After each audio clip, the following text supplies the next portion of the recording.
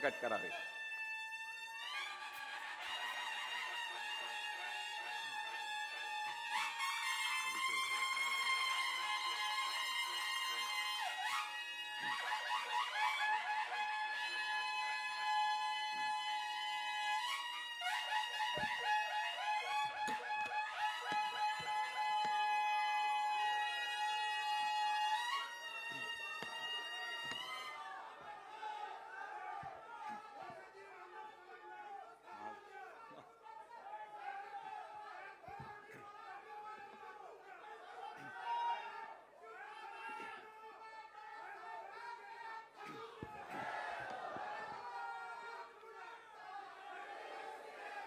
जमलेल्या माझ्या तमाम हिंदू बांधवांनो, भगिनींनो आणि मातांनो,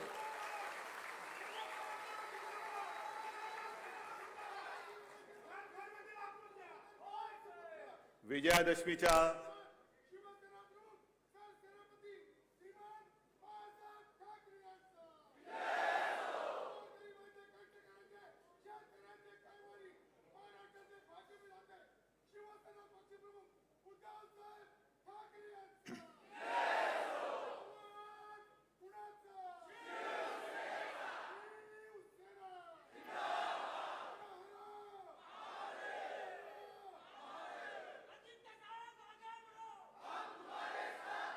मला कल्पना आहे बऱ्याच दिवसानंतर आपल्याला वाव मिळालेला आहे।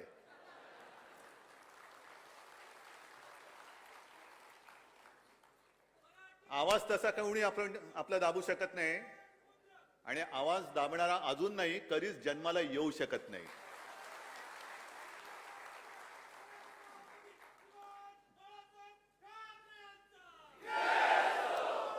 सर्वप्रथम मी आपल्याला सर्वांना दसऱ्याच्या आणि विजयादशमीच्या शुभेच्छा देतो। मला पण जरा बरं वाटलं, बऱ्याच दिवसानंतर जमलेल्या माझ्या तमाम हिंदू बांधवांनो, भगिनींनो आणि मातांनो अशी साथ घालता आली। आजचा हा क्षण आपल्या आयुष्यामध्ये फार मोलाचा आणि महत्वाचा आहे, सुवर्ण क्षण असतो हा। जी परंपरा शिवसेना प्रमुखाने 1966 साली सुरू केली ती समर्थपणे तुमच्या सगळ्यांच्या सोबतीने आपण पुढे नेत आहोत, याचा मला अभिमान आहे। माझ्यासाठी हा क्षण आणि हा दिवस आपल्या सगळ्यांचे एकत्रित आशीर्वाद घेण्यासाठीचा असतो। आणि आपण पाहिलं असाल की शस्त्रपूजन झाल्यानंतर मी माझ्या खऱ्या शस्त्रांची पूजा केली, आपल्यावरती फुलं उधळली। ही माझी शस्त्र आहेत जी शिवसेना प्रमुखांनी मला दिलेली आहे। आणि हे आशीर्वाद घेत असताना माझ्या मनामध्ये नेहमी एक नम्र भावना असते की हेच प्रेम सर्वप्रथम प्रत्येक जन्मी मला माझे हेच आई वडील मिळाले पाहिजेत, माझा कुटुंब, माझा परिवार हाच मिळाला पाहिजे, जन्मही महाराष्ट्रामध्येच झाला पाहिजे आणि मला स्वतःला मी मुख्यमंत्री आहे असं कधी वाटू नये। मला तर सोडाच, पण माझ्या तमाम जनतेला सुद्धा मी मुख्यमंत्री आहे असं वाटता कामा नये। मी तुमच्या घरातला कोणीतरी आहे, तुमचा भाऊ आहे असं वाटो, ही माझी ईश्वरचरणी प्रार्थना आहे। कारण काही जणांना असं वाटतं, जे बोलत होते मी पुन्हा येईन ते बोलतायत आता मी गेलोच नाही, बस तिकडे आहे तिकडेच।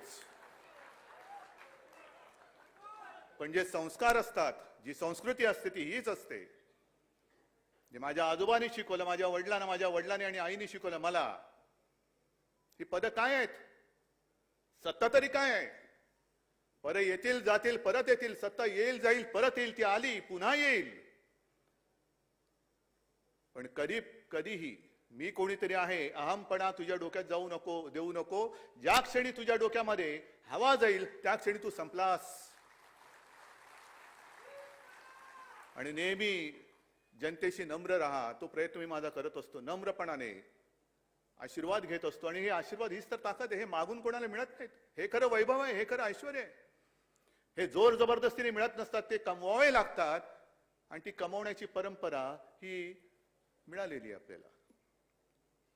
काही काही गोष्टींचं मला नवल वाटतं. आज सुद्धा मी काय बोलणार, कोणाचा समाचार घेणार, कोणाचे वाभाडे काढणार, बऱ्याच दिवसानंतर बोलतोय. एकतर मनामध्ये अशी गर्दी झाली विषयांची, पण पंचायत अशी की करोनामध्ये गर्दी नाही चालत. बरं, गर्दीमध्ये प्रत्येकाला विचारू नाही शकत 2 वॅक्सिन घेतलेस का रे बाबा? विचारानं कसं विचारणार? विचारानं मास्क कसा घालणार? पण तरी मला हेही माहिती आहे की माझ्या भाषणानंतर अनेक जण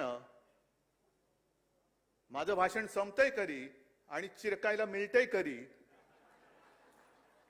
तोंडामध्ये बोंडकं घालूनच बसलेले आहेत की यांचं भाषण होतंय कधी आणि आम्ही चिरकतोय कधी. चिरकू द्या. त्यांना उत्तर देण्यासाठी मी तुमच्याशी बोलत नाही, मी तुमच्यासाठी बोलतो आहे. मी माझ्या टीकाकारांसाठी बोलत नाहीये, मी तुमच्यासाठी बोलतोय, जनता जनार्दनासाठी बोलतो आहे, माता भगिनींसाठी बोलतोय. पण ही एक विकृती हल्ली आलेली आहे आणि मला आता असं वाटायला लागलेलं आहे की हे जे चिरकणं आहे, मग ठाकरे कुटुंबियांवरती हल्ले म्हणजे असा कोणी मायचा पूत जन्माला आलेला नाही ठाकरे कुटुंबियांवरती हल्ला कर, तिथल्या तिथे ठेचून टाकू त्याला, तिथल्या तिथे ठेचू. पण काही वाटेल ते बोलायचं, कुटुंबियांची बदनामी करायची. हे आता त्यांचं रोजगार हमीचं काम झालेलं आहे. रोजगार हमी काय करणार? कोरोनामध्ये सगळं बंद आहे, मग काय करायचं? तू चिरकलास किती? एवढा चिरकलास, मग हे त्याचे पैसे. एवढा चिरकलास, हे चिरकत राहा. तुम्ही चिरकत राहा, पण माझा वाडा चिरे बंद आहे. माझा वाडा चिरे बंद आहे. तक्रा मारा, मुसंड्या मारा, डोकी फुटतील, पण तडा नाही जाणार, अजिबात जाणार नाही. आणि मग वेगवेगळ्या प्रकाराने एक एक एक एक एक जे काय प्रयत्न चाललेले आहेत. आणखीन एक परवा बोललेले आहेत हर्षवर्धन पाटील की मी म्हणजे ते, मी तर जाणं कधी शक्यच नाही, अजिबात नाही. माझं हे आहे तेच माझं घर आहे. हर्षवर्धन पाटील अनाहूतपणाने बोलून गेले की भाजपात का गेलो. खरं म्हणजे मला असं वाटतं अशी जी काही लोक आहेत ना भाजपात गेलेली, ती भाजपाची ब्रँड अँबॅसेडर झाले पाहिजेत. माहिती आहे, टीव्हीवरती जाहिराती येतात. हल्ली टीव्ही बघायला वेळ नाही मिळत, येतात की नाही तशा जाहिराती आता एक कोणतरी गोरा माणूस दाखवतात आणि मग त्याच्या तोंडात हिंदी डब करून टाकतात. पहिले तो मुझे नींद की गोली खाकर भी नींद नहीं आती थी, दरवाजे पर टक टक होती तो रोंगटे खड़े हो जाते थे, फिर किसी ने कहा तुम भाजपा में जाओ.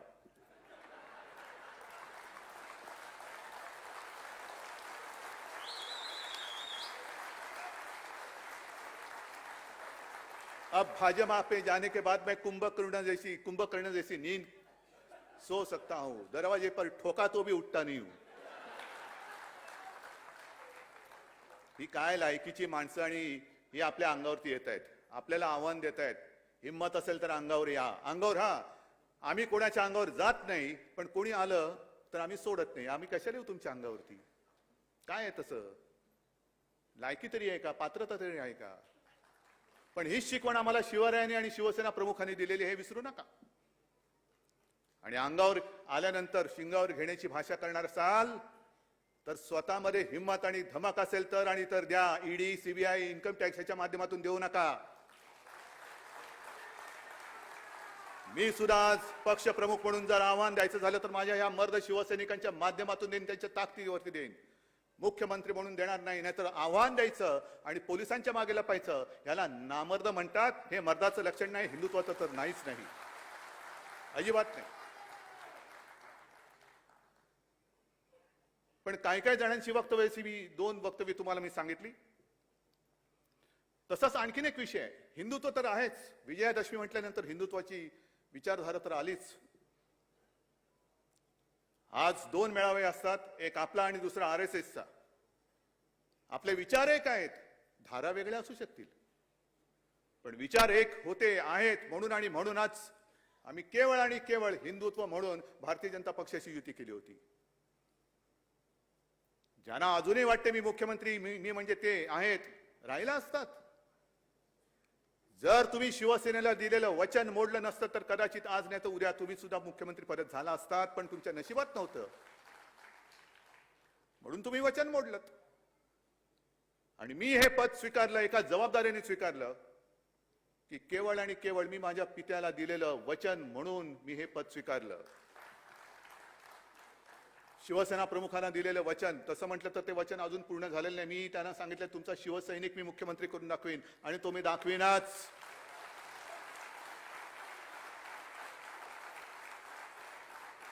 ही जबाबदारी मी मोठ्या विचाराने घेतलेली आहे. आणि कदाचित जर का दिलेलं वचन त्यांनी पाळलं असतं आणि शिवसैनिक मुख्यमंत्री केला असता तर मी कदाचित हा शब्द वापरतोय, मी ह्या राजकीय जीवनातून बाजूला सुद्धा झालो असतो.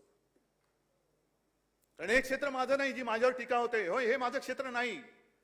मी एक पुत्र कर्तव्य निभावण्यासाठी म्हणून या क्षेत्रात आलो आणि पाय रोवून ठामपणाने उभा राहिलेलो आहे. जी जबाबदारी खांद्यावर आहे ती ठामपणे पार पाडल्याशिवाय मी राहणार नाही, या एका निश्चयाने मी उभा राहिलेलो आहे. हाँ, हे काय थोतांड नाहीये की मैं तो फकीर हूं, झोली पहन के ये झोली बिली है माझी, अशी दरिद्री कर्मदरिद्री विचार आमचे नाहीयेत.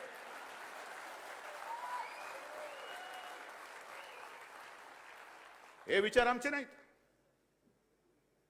पण जे 2 मेळावे मी म्हटले त्याच्यात आज सकाळी आरएसएसचा मेळावा झालेला आहे, आता आपला मेळावा होतोय. हिंदुत्व ही विचारधारा एक आपल्या दोघांमध्ये समान आहे, एक धागा समान आहे. आणि हिंदुत्व म्हणजे काय, मला मोहनजींना सांगायचं की मोहनजी माफ करा, मी जे काय बोलणार आहे ते कृपा करून मी तुमच्यावरती टीका करतोय असं समजू नका. पण तुम्ही जे काय सांगत आहात आणि मी जे काय सांगतो आहे ते जर का आपलीच माणसं ऐकणार नसतील तर ही मेळाव्याची थेर करायची तरी कशाला. गेल्या वर्षी सुद्धा जे मोहनजींनी सांगितलं होतं हिंदुत्व म्हणजे काय, मी आणले त्यांची वाक्य ही आणलेली आहेत. पण एक मुद्दा मी स्पष्ट करू इच्छितो की आमचं हिंदुत्व म्हणजे काय, आमचं हिंदुत्व हे राष्ट्रीयत्व आहे. आणि शिवसेना प्रमुखांनी अनेकदा सांगितलेले आहे, तुम्ही सुद्धा त्याला साक्ष आहात की पहिल्यांदा आपण माणूस म्हणून जन्माला येतो, जात पात धर्म हा नंतर आपल्याला चिकटतो. मग काय करायचं आहे, धर्माचा अभिमान असायला पाहिजे, धर्म पाळायचा पाळला पाहिजे. पण प्रत्येकाने आपापला धर्म आपल्या घरात ठेवायचा आणि घराबाहेर जेव्हा मी पाऊल टाकतो तेव्हा हा माझा देश, हाच माझा धर्म असलाच पाहिजे, हे आमचं हिंदुत्व आहे. पण हा विचार आमचा आहे, ही शिकवण आम्हाला दिलेली आहे.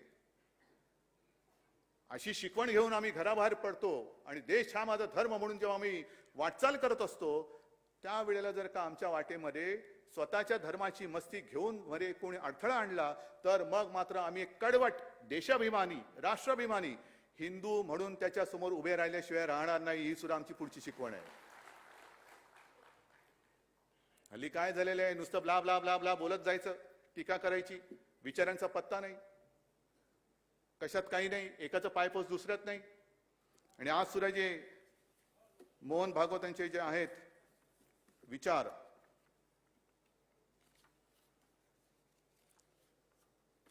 त्यांनी म्हटलेलं आहे, हे गेल्या वेळेचं पण थोडंसं मी आणलंय की हिंदुत्व म्हणजे काय.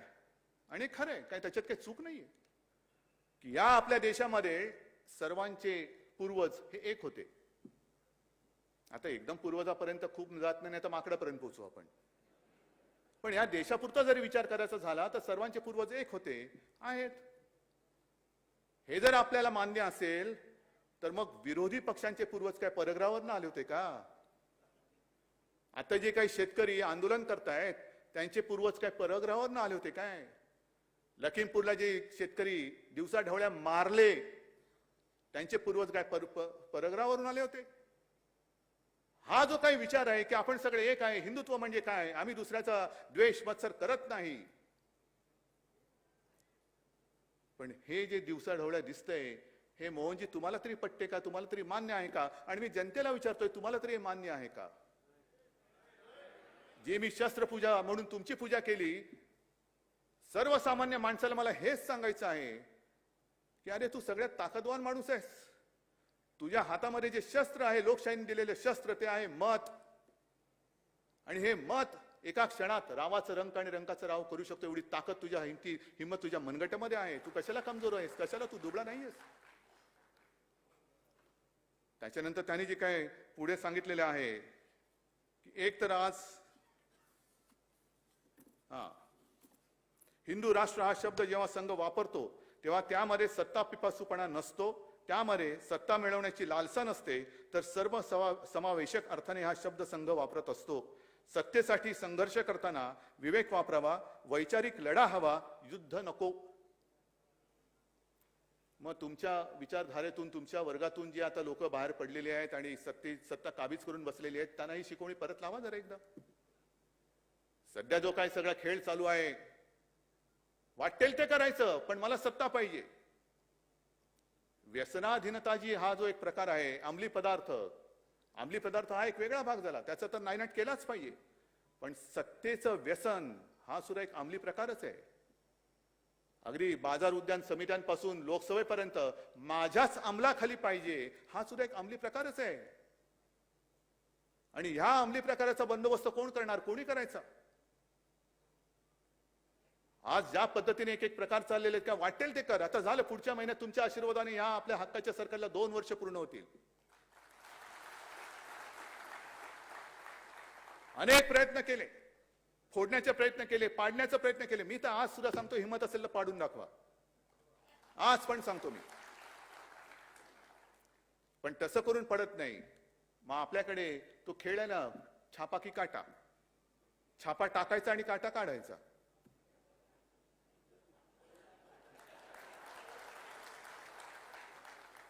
छापा की काटा.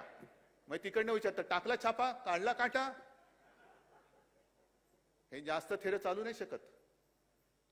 हा देशाचा अमृत महोत्सवी, स्वातंत्र्याचा अमृत महोत्सव सुरू आहे.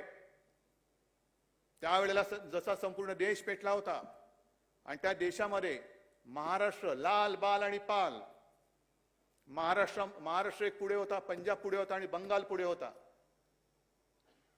बंगालनी त्यांचं कर्तृत्व दाखवलेलं आहे. मी खरोखर ममता दीदींना आणि बंगाली जनतेला धन्यवाद देतोय, अभिनंदन करतो आहे की तुम्ही ती एक जिद्द, न झुकण्याची जिद्द ही कायम ठेवलेली आहे. आणि ती जिद्द आपल्या सुद्धा रगारगामध्ये आणि रक्तामध्ये आहे, ही आपल्याला तयार ठेवावी लागेल. हर हर महादेव म्हणजे काय असतं ते कदाचित पुन्हा एकदा दिल्लीच्या तख्ताला दाखवण्याची वेळ येऊ नये, पण आलीच तर दाखवावंच लागेल. मग हा सत्ता पिपासूपणा नाहीये. वैचारिक लढा ठीक आहे ना, ह्याच्यात कुठला विचार आहे? म्हणजे मला दुःख, राग हा काय येतो? तर मगाशी मी जो उल्लेख केला, तोंडामध्ये बोंडकं घालून बसले असतील शिवसेनेला बदनाम करणारी लोक. अरे जर का 92-93 साली शिवसैनिक हे मर्द उतरले नसते तर तुमची बोंडकं आणि तुम्ही कुठे असतात आता कळलं तरी असतं. एक जो माहितीच्या अधिकारामध्ये माहिती मागवली गेली की या देशामध्ये हिंदुत्व धोक्यात आहे का, हिंदुत्वाला धोका आहे का? आणि केंद्रीय गृहमंत्रालयाने सांगितलं की हिंदुत्वाला तसा धोका नाहीये. याच दिवसाची आणि याच क्षणाची वाट बघत होतो आपण. पण हिंदुत्वाला आता धोका नाहीये म्हटल्यानंतर आता खरं हिंदुत्व हे धोक्यामध्ये आहे. आणि ते परक्यांपासून नाही, तर हे उपटसुंब नव हिंदू जे उगवलेले आहेत त्यांच्यापासून त्यांना खरा धोका आहे. राजनाथ सिंग आणि परवा तो एक वाद म्हणजे विधान एक वादग्रस्त झालं की सावरकरांबद्दल त्यांनी केलेले विधान कशाला जात आहे? सावरकरा शब्द उच्चारण्याची आपली लायकी तरी आहे का? गांधीजी उच्चारण्याची आपली लायकी तरी आहे का? गांधीजी समजलेत का सावरकर समजलेत? महिलांवरती जे काय अत्याचार वाढतायत, मी शिवाजी पार्कच्या दसऱ्या मेळाव्यात 2-4 वर्षापूर्वी बोललो होतो, माय मरो आणि गाय जगो हे आमचं हिंदुत्व नाही. काय तेव्हा उन्माद माजला होता सगळीकडे, झुंडबळी झुंडबळी. आणि त्याच्यावरही भागवत बोललेत की झुंडबळी घेणारे हे हिंदूच नाहीयेत. मग हे हिंदुत्व आहे तरी काय? कोणी शिकवायचं, कोणाला शिकवायचं आणि कोणाकडून शिकायचं? जर हिंदुत्वाला धोका नाही आहे हे आजचं जर का सत्य असेल, तर मग जेव्हा हिंदुत्वाला धोका होता त्यावेळेला एकच मर्द, ते म्हणजे एकमेव हिंदू हृदय सम्राट शिवसेना प्रमुख बाळासाहेब ठाकरे हा हिंदुत्वाच्या दुश्मनांसमोर उभा राहिला होता. हिंदुत्वाच्या दुश्मनांसमोर उभा राहिला होता. काय कसली पर्वा नाही केली. अनेक धमक्या आल्या, उडवून टाकू. अरे काय उडवून टाकू? त्यांनी जे सांगितलं होतं की धमक्या येत आहेत, पण ज्या रंगाची गोळी माझ्या शरीराला स्पर्शून जाईल तो रंग या हिंदुस्थानातून आम्ही पुसून टाकल्याशिवाय राहणार नाही. कोणामध्ये धमक होती, कोणामध्ये हिंमत होती? 92-93 साली जेव्हा पूर्ण मुंबई पेटली होती, इतरही ठिकाणी दंगली झाल्या होत्या, कोण रस्त्यावरती उतरलं होतं? कोणी घेतली होती जबाबदारी? बाबरी पाडल्यानंतर सुद्धा सगळे लोक आज जे छाती काढून पुढे जात आहेत ते तेव्हा शेपटे त्यांना आहेत की नाही एवढ्या आतमध्ये गेलेल्या शेपट्या कापत कापत कापत बिळामध्ये लपले होते. आज शेपूट आणि छाती पुढे काढून सांगताय. थरथरत होते ते, बोलायची कोणाची हिंमत नव्हती. आणि तेव्हा शिवसेना प्रमुख बोलले होते, गर्व से कहो हम हिंदू है. आणि तेव्हाही मुंबई वाचवली होती ती पोलिसांच्या मदतीने नाही, लष्कराच्या नाहीच नाही. पोलीस आणि लष्कर हे शिवसैनिकांना पिटत होते. मला आठवतंय कुर्ला चेंबूर भागातली कुठली तरी झोपडपट्टी असेल, मी गेलो होतो तिकडे. एका झोपडीत गेलो, अंगावरती शहारा आला माझ्या. संपूर्ण झोपडी म्हणजे घर उद्ध्वस्त झालेलं, गॅस सिलेंडर पडलेला आहे, कपडे पडलेले आहेत, बांगड्या फुटलेल्या आहेत, रक्ताचा सडा पडलेला आहे. मी विचारलं शिवसैनिकांना, काय रे काय झालं इकडे? तर नाही, इथल्या महिलेला घरात कोणी नाही असं बघून हे जे हैवान होते ते उचलून नेत होते. घरामध्ये कोणी नव्हतं, कारण घरातले सगळे जे पुरुष होते ते कामासाठी बाहेर गेलेले. मग ते नाही, आमच्या जेव्हा लक्षात आलं तेव्हा आम्ही घुसलो. मग त्यांच्याकडे कोयते, तलवारी, सगळ्या काही गोष्टी होत्या. म्हटलं तुम्ही काय केलं? मग त्याला बाजूला मला नेलं. एक सिंगल ब्रिक वॉल ज्याला म्हणतो ना, ती अशी अर्धवट पडलेली होती. तर त्यांनी मला सांगितलं की धक्के मारून आम्ही ह्या भिंतीला पाडलं आणि त्या विटा घेऊन त्यांच्यावरती मारले, तेव्हा ते पडून गेले. हा माझा मर्द शिवसैनिक आहे. हा मर्द शिवसैनिक. कोणतरी एक तरी होता तिकडे, कोणतरी तिकडे हजर होता. आणि तोच शिवसैनिक केवळ तुमची आज पालखी वाहत नाही म्हणून भ्रष्टाचारी झाला, त्याच्यावरती आरोप करताय. मागे मी सांगितलं, आज सुद्धा सांगतोय, होय आम्ही पालखीचे भोई आहोत, जरूर आहोत, पण ती आमच्या राष्ट्रभक्तीची, देशभक्तीची आणि हिंदुत्वाची पालखी आहे. तुमची पालखी वाहणारे आम्ही भोई नाही आहोत. मानाची पालखी ती माझ्या देशाची असेल, माझ्या भारत मातेची आहे. पण तुमच्या पक्षाच्या पालख्या वाहण्यासाठी या शिवसैनिकाचा जन्म झालेला नाही. देव, देश आणि धर्मासाठी या शिवसैनिकाचा जन्म झालेला आहे. पण तो शिवसैनिक तुम्ही भ्रष्ट ठरवून टाकता का? तर तुमच्या पालख्या वाहत नाही. हे आमचं हिंदुत्व नाही. वाईट काळामध्ये सोबत असलेला आपला सहकारी, आपला सोबती तेव्हा चालत होता.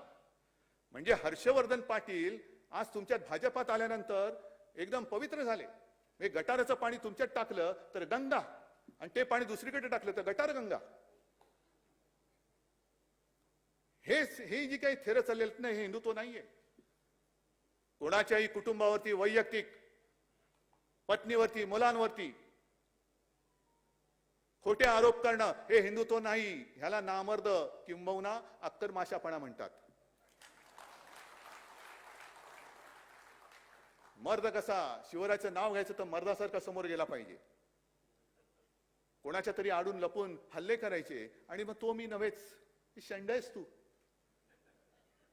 माफ करा जरा थोडीस एवढ्या वर्षानंतर काहीतरी वडलोपार्जित जी संपत्ती शब्दांची आहे ती तरी वापरू द्या. आहे संपत्ती सगळी आहे माझ्याकडे. अगदी थोडेफार आजोबांचे शब्द ना पाठ आहेत, वडिलांचे तर आहेच आहेत. पण जरा माचा संस्कार आहे म्हणून ते वाचतायत. नाही तर फाडायला काही वेळ नाही लागत, फाडायला वेळ नाही लागत. पण तो शिवसैनिक तुमच्या लेखी आज भ्रष्ट झाला, त्याच्या मागे तुम्ही लागताय. मगाशी मी तुम्हाला सांगितलं की छापा का काटा, काटा कसा असतो हे एकदा बोचल्यानंतर कळेल. नशीबवान समजा अजून बोचत नाहीये, अजून बोचत नाहीये. पण सत्ता पिपासूपणा किती, प्रत्येक सगळ्या गोष्टी मला पाहिजे. अरे घे ना बाबा. निवडणुका आल्यानंतर 2 पोटनिवडणुका, एक पंढरपूरची झाली आणि आता एक दुसरी लागले. पण दोन्ही पोटनिवडणुकांमध्ये यांच्याकडे स्वतःचे उमेदवार नाहीत. उपरे लागतात, उपरे. आणि जगातला मोठा पक्ष काय मोठा पक्ष आहे, उमेदवारच नाही, उपरे घ्यावे लागतात. घे उपरे आणून आणून आणून म्हणजे प्लॅटफॉर्मवरची गर्दी. मोठा पक्ष ह्या सगळ्या गोष्टींचा हा सगळा उबग आलेला हा प्रकार आहे. मगाशी तुम्ही जे काही एक फिल्म बघितली, ही फिल्म ही का दाखवली? साधारणतः मेळाव्यामध्ये वक्त्यांची रांग असते. म्हटलं यावेळेला एक वेगळा प्रकार करू. आपण केलेली कामं हाच आपला वक्ता, हाच आपला वक्ता. आणि अभिमानाने तुम्हाला सुद्धा सांगता आलं पाहिजे की होय, हे आम्ही केलेलं आहे, माझ्या शिवसेनेने केलेलं आहे. बरीच कामं आहेत जी एका फिल्ममध्ये आपण आणू शकत नाही. आणखीन काही कामं आहेत, एक दोन चार कामं तुम्हाला मी आता सांगणार आहे. पण पहिल्या प्रथम मी एकनाथ तुम्हाला आणि आपल्या ठाण्यातल्या तमाम शिवसैनिकांना धन्यवाद देतोय. का माहितीये तुम्हाला? कारण त्यांनी नवरात्रीमध्ये 9 दिवस गरबा खेळला. ही नाही आपली पद्धत. आम्हाला गरब्याला परमिशन देत नाही. हे कसलं हिंदुत्व? ते हिंदुत्व नाहीच. नवरात्रीचा जो मुहूर्त आहे, नवरात्रीचे जे दिवस आहे, तो जो सण आहे, त्या पूर्ण 9 दिवसात ठाणेकरांनी रक्तदान केलेलं आहे आणि विक्रम केलेला आहे. कोणत्या तरी पक्षामध्ये ही धमक, ही जाण, ही जाणीव, ही जाग ही शिल्लक राहिलेली आहे. ही शिल्लक राहिली.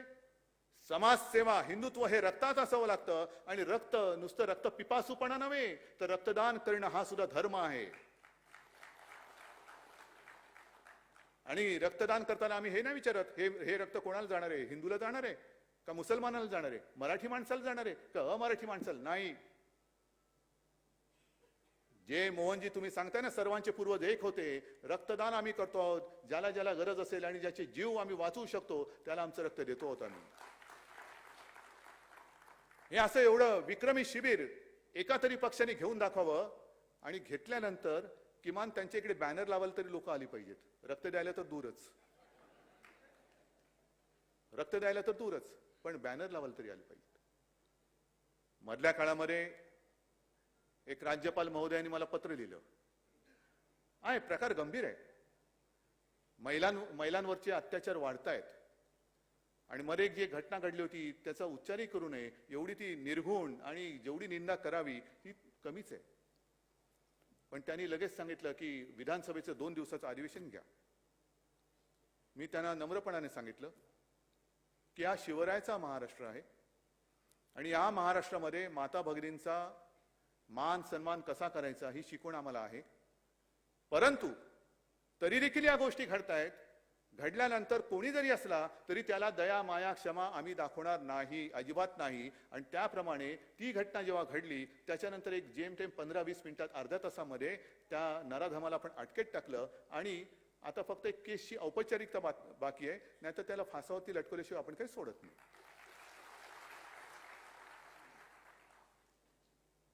पण 2 दिवसाचं अधिवेशन घ्या म्हणून मी नम्र विनंती केली. तर त्यांना म्हटलं की महिलांवरचे अत्याचार हे तर देशभर वाढत आहेत आणि आपली संस्कृती एक आहे, हिंदुत्व आपलं सगळ्यांचं एक आहे. तर विधानसभेचं अधिवेशन कशाला? आपण मोदीजींना सांगा 2 दिवसाचं संसदेचं अधिवेशन घ्या ना, आठवडाभरचं घ्या. तमाम सर्व माझ्या देशातले जे लोकप्रतिनिधी आहेत ते तिकडे येतील, आपापल्या राज्यातल्या काही गोष्टी तिकडे सांगतील. पण मात्र नुसती चर्चा, तोंडाची वाफ दवडली आणि निघून गेले असं होता कामा नये.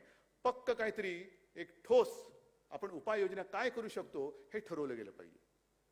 नाहीतर यायचं एखादी घटना घडल्यानंतर अश्रू ढाळायचे, मला माफ कर, मला माफ कर, आणि निघून जायचं.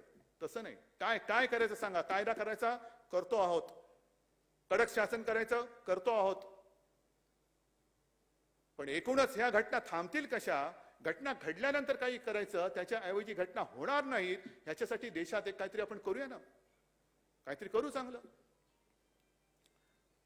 पण नेमकं काय होतंय की महाराष्ट्राकडे एका वेगळ्या नजरेने पाहिलं जाते. महाराष्ट्रामध्ये काही एखादं घडलं की गळा काढायचा, लोकशाहीचा खून झाला. मग महाराष्ट्रामध्ये लोकशाहीचा खून झाला म्हणून गळा काढत असाल तर उत्तर प्रदेशमध्ये काय लोकशाहीचा मळा फुललेला आहे काय? म्हणजे जसं मी शिवसैनिकांचं सांगितलं की त्यावेळेला हिंदुत्व विरोधात जे नराधम रस्त्यावरती उतरले होते त्यांना शिवसैनिकांनी त्यांच्या हिमतीवरती अडवलं होतं, वार छातीवरती घेतले होते आणि छातीवरती वार केले होते. त्याचप्रमाणे 26 नोव्हेंबर कोणी विसरू शकत नाही. जो अतिरेकी हल्ला मुंबईवरती झाला होता, कशाला आपण ते स्मृतिदिन आणि सगळ्या गोष्टी साजऱ्या करायच्या? साजऱ्या नाही, स्मृतिदिन पाळायचे. ओंबळे गेले, करकरे, कामटे हे सगळे पाळत असताना ज्या वेळेला अतिरेकी घुसले होते आणि त्यांच्या सोबत त्यांच्या बरोबरीने स्वतःच्या जीवाची पर्वा न करता जे माझे पोलीस लढत होते, आपले पोलीस लढत होते, त्यांचं कौतुक करायचं की त्यांना माफिया बोलायचं? आलेत ना इकडे सुद्धा, नांगरे पाटील असतील, आहेत, मला बाहेर भेटले, असे अनेक पोलीस आहेत, अनेक पोलीस आहेत. एक गोळी त्यांचा छेद घेऊ शकत होती, हृदयाचा नाही तर डोक्याचा. काय राहिलं असतं? पण त्यांनी पर्वा नाही केली. जसा सैनिक तिकडे सीमेवरती लढतो त्याच जिद्दीने आणि त्याच हिमतीने लढणारे हे माझ्या महाराष्ट्राचे पोलीस आहेत. मला अभिमान आहे त्यांचा. पण अतिरेक्यांबरोबर लढणारे हे पोलीस केवळ तुम्हाला बोंबाबोंब करायला चालले आहेत. होळीला वेळ आहे, अजून शिमगा आहे, तुमच्या घरी 24 तास शिमगा असेल तर मी काही करू शकत नाही त्याला. आमच्याकडे कसे सणवार असतात, शिमगाही असतो, पण कधी नवरात्री असते, कधी दिवाळी असते, कधी गणपती बाप्पा येतात, म्हणजे शुभ असे पण सण असतात. पण काहींच्या घरी 24 तास शिमगा असतो. मग शिमगा करायला तुम्हाला जाताना जर का अडवलं म्हणून माझे पोलीस माफिया, तर मग त्या अखिलेश यादवना त्यांच्या घराच्या तिकडे अडवलं, प्रियांकाला अडवलं, छत्तीसगडच्या मुख्यमंत्र्यांना अडवलं. म्हणजे अखिलेश यादवच्या इकडे तर जवळपास रणगाड्या आणण्याचं बाकी होतं, बाकी सगळा बंदोबस्त लावला होता. हे माझे पोलीस जर माफिया असतील तर उत्तर प्रदेशचे पोलीस काय भारतभूषण किंवा भारतरत्न आहेत? लखीमपूरला जे काही घडलं, का नाही पोलीस त्यांना अडवू शकले? सत्ता पिपासूपणा आणि न्यायवृत्ती ही केवळ आणि केवळ महाराष्ट्र तर राहीलच. कोणी टीका केली नाही तरी मला परवा नाही, पण महाराष्ट्र हा न्यायाला आणि सत्तेला नव्हे, सत्याला जागणारा हा प्रदेश आहे. सत्याला जागणारा हा प्रदेश आहे. पण नुसतं बेंबीच्या देठापासून ओरडत राहायचं की लोकशाहीचा खून झाला, ह्याचं ते झालं, त्याचं ते झालं. अरे देश खूप मोठा आहे आणि हा देश आज आपल्या स्वातंत्र्याचा अमृत महोत्सव साजरा करतोय. काय अमृत महोत्सव, याचं काय आपण केलेलं आहे? कधीतरी आपण याचा विचार केला का की पूर्वी ज्यांनी आपल्या देशासाठी रक्त सांडलं ते जर का समजा मगाशी म्हटलं सावरकर आणि गांधीजी या सगळे जे चिरकुट वाद करणार आहेत त्यांच्यासमोर येऊन उभे राहिले, काय रे बाबा, काय मी तुला समजलंय, सांग तू काय केलंस देशासाठी? मी तर हे केलं. सावरकर म्हणतील की त्यांनी काय हाल अपेष्टा सोसल्या ते सांगतील, गांधीजी सांगतील, आणखीन कोणी सांगतील. पण त्यांच्यावरनं वाद करणारे जे कोणी आज आहेत त्यांनी देशासाठी काय केलं हा प्रश्न दुसऱ्याने विचारण्याच्या आधी स्वतः का नाही विचारून बघत? ना कधी कुठे स्वातंत्र्य लढ्यामध्ये हिस्सा होता, ना कधी कुठे काही आंदोलनामध्ये हिस्सा होता. पण भारत माता की जय जोरात ओरडलं की जवानापेक्षा मी जास्त देशभक्त होतो. हे माझ्या देशाचं दुर्दैव आहे आज, हे माझ्या देशाचं दुर्दैव आहे.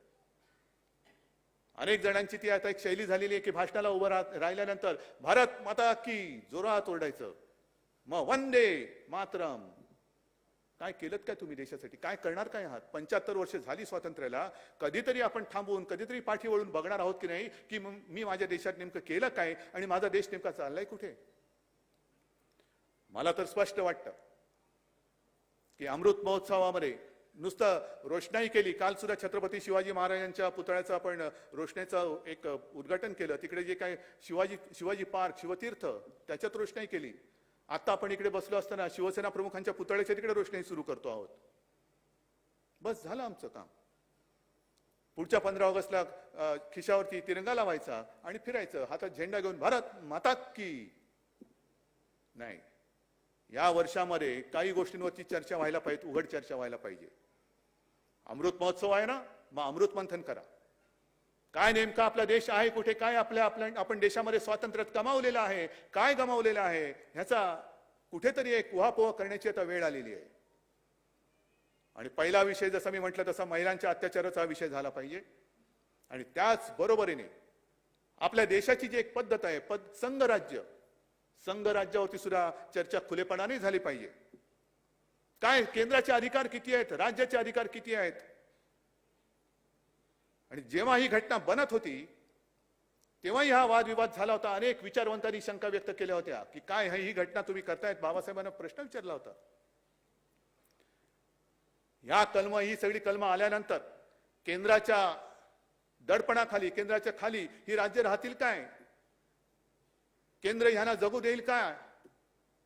कारण आपला देश जो झालेला आहे तो इंग्रजांच्या वेळेला, इंग्रजांच्या आधी तुकड्या ताकड्यामध्ये विभागला होता. नंतर सगळे येऊन आपण संघ राज्य म्हणून झालो. एक एक राज्य, भाषावार प्रांत रचना झाली.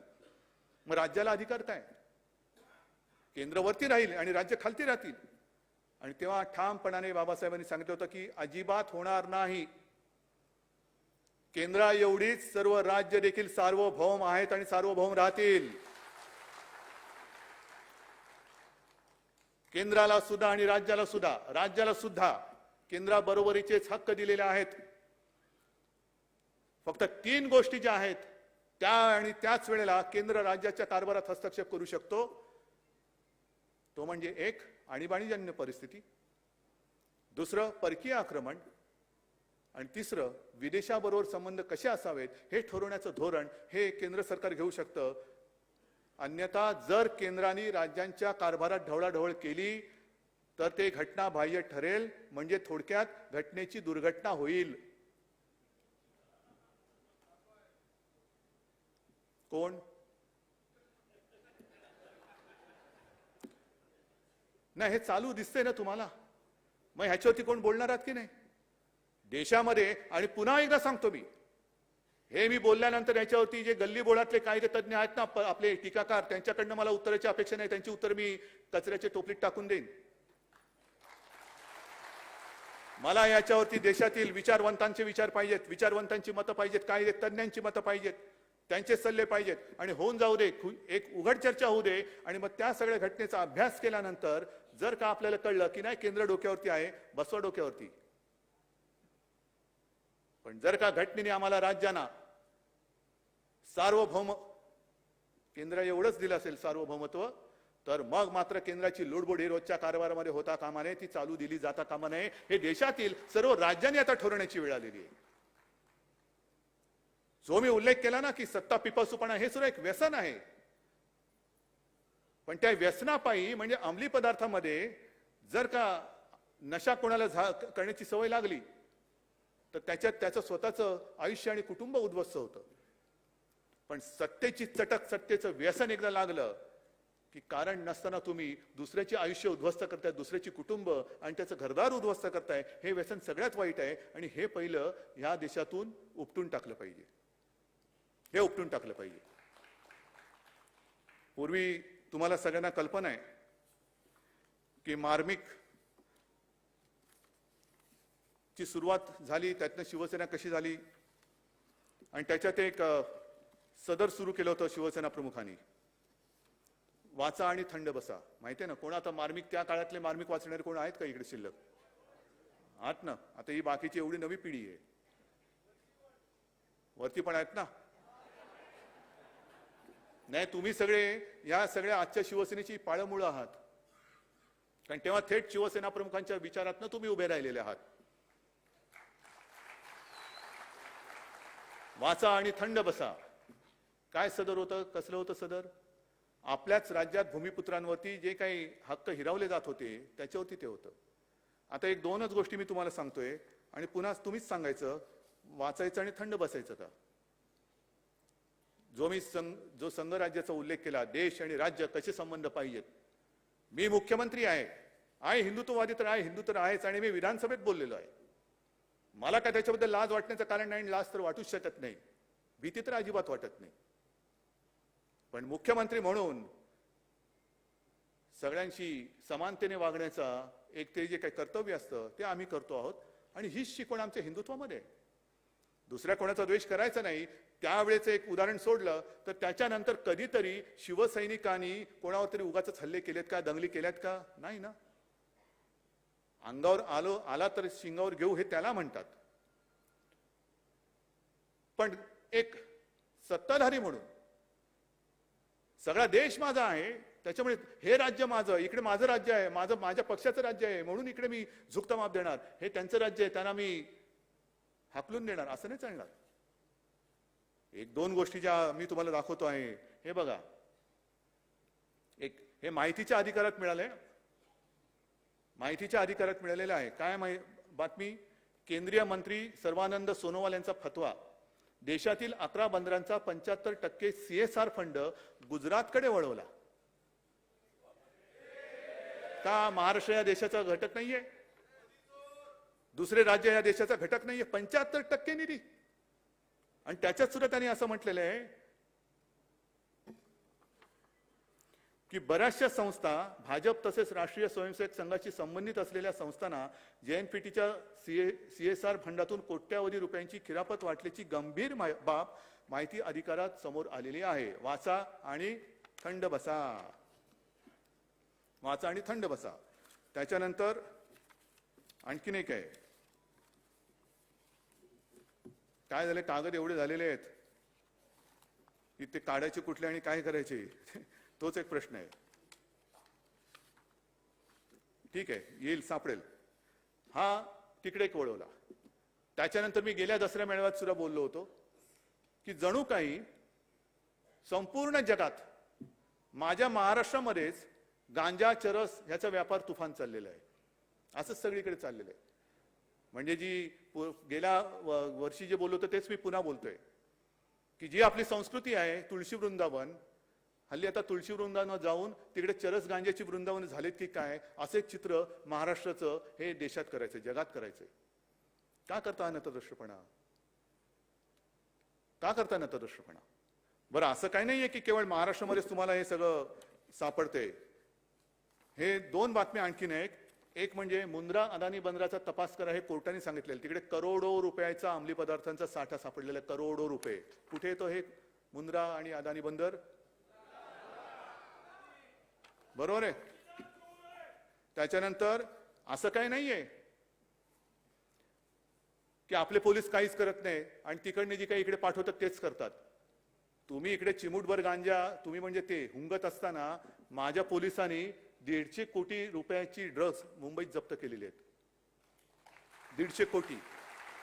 तुम्ही चिमूटभर गांजा हुंगताय, हुंगा. कुठे हुंगायचे तिकडे तुम्हाला हुंगा. पण हे माझे पोलीस, माझ्या महाराष्ट्राचे पोलीस, काय यांचं शौर्य कमी आहे?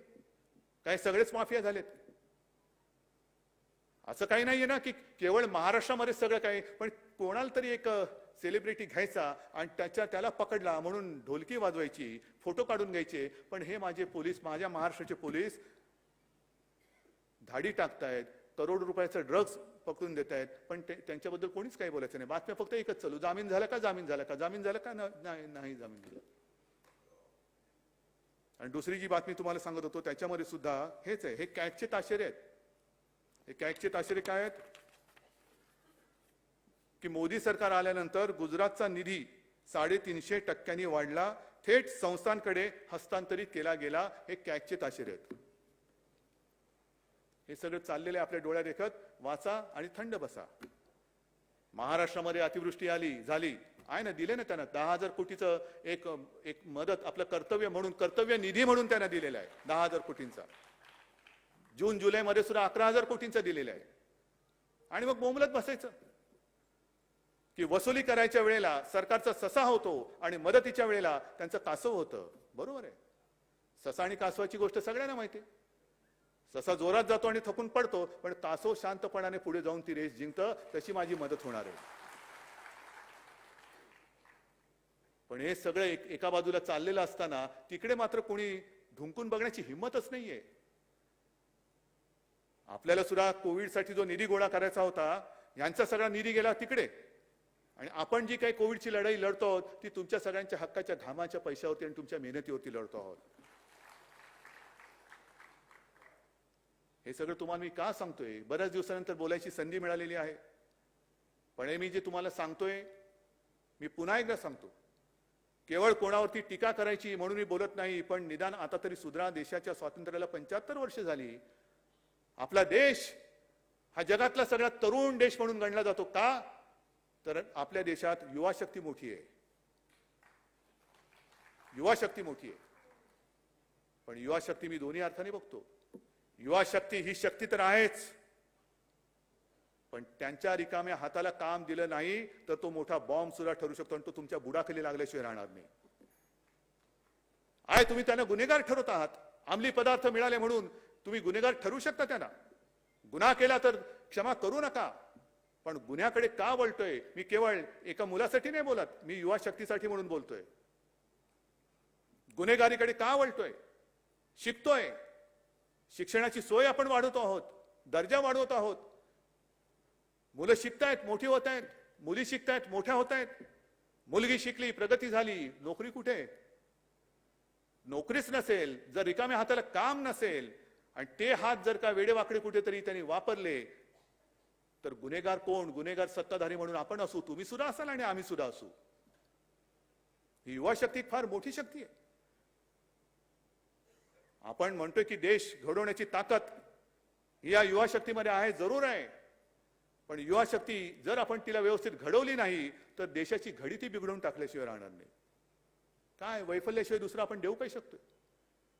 नुसतं सत्ता पाहिजे, सत्ता पाहिजे, सत्ता पाहिजे, पण ह्या मुलांना आणि सगळ्या घरच्यांना त्यांना काम पाहिजे. त्यांच्या घरातली चूल पेटत नाही. ते एक दिवस सांगतील तुमचं राजकारण आणि तुम्ही दोघेही जा चुलीमध्ये. माझ्या घरातली चूल कोण पेटवतं ते मला सांगा. पहिली माझ्या घरातली चूल पेटवा आणि मग तुमचे जे काय असतील ना ते सत्तेची डोहाळ जेवणं ती तुम्ही तंतर करा. ही युवा शक्ती फार महत्वाची. आपण एक प्रयत्न करतोय महाराष्ट्रामध्ये या कोरोनाच्या काळात सुद्धा उद्योगधंदे आणण्याचा प्रयत्न करतोय. एक संधी आता जगात आहे असं म्हणतात की चीनमधून बऱ्याचशा कंपन्या बाहेर पडतायत. आपण महाराष्ट्रामध्ये आणण्याचा प्रयत्न करतोय. आपण महाराष्ट्र पुढे नेण्याचा प्रयत्न करतो आहोत. महाराष्ट्र पुढे नेण्याचा प्रयत्न करतो आहोत आणि त्याच वेळेला पोटात दुखतंय म्हणून हे महाराष्ट्राला बदनाम करण्याचा विकृतपणा करता आहेत. महाराष्ट्राला बदनाम करता म्हणजे हे एकतर्फी प्रेमातून जसं होतं ना की एखाद्या मुलीने नाही म्हटलं म्हणून नराधम असतं ते ऍसिड फेकतात, तसं महाराष्ट्राने तुम्हाला नाही म्हटलं म्हणून माझ्या महाराष्ट्राच्या संस्कृतीवरती आणि महाराष्ट्राच्या प्रतिमेवरती तुम्ही ऍसिड फेकताय. कुठे फेडणार आहे पाप? काय मिळवणार तुम्ही महाराष्ट्राला बदनाम करून? अरे सत्ता पाहिजे देऊन टाकतो, जा आणि भोगा सत्ता, पण माझ्या महाराष्ट्राला जे आम्ही काम करतोय ना तसं काम करून दाखवा. आम्हाला तरी दुसरं काय पाहिजे? आम्हाला तरी दुसरं काय पाहिजे? कामं कामं कामं जी मी सांगत होतो की काही कामं आणखीन राहिलेली आहेत.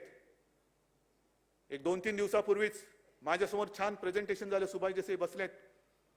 आपल्या या मुंबईमध्ये संयुक्त महाराष्ट्राला झाली 60 वर्ष होऊन गेली, पण या मुंबईमध्ये अजूनही मराठी भाषा भवन कोणी केलं नाही. ते आपलं महाविकास आघाडीचं सरकार दिमागदार इमारत माझ्या मराठी भाषा भवन आपण तिकडे उभं करतो आहोत.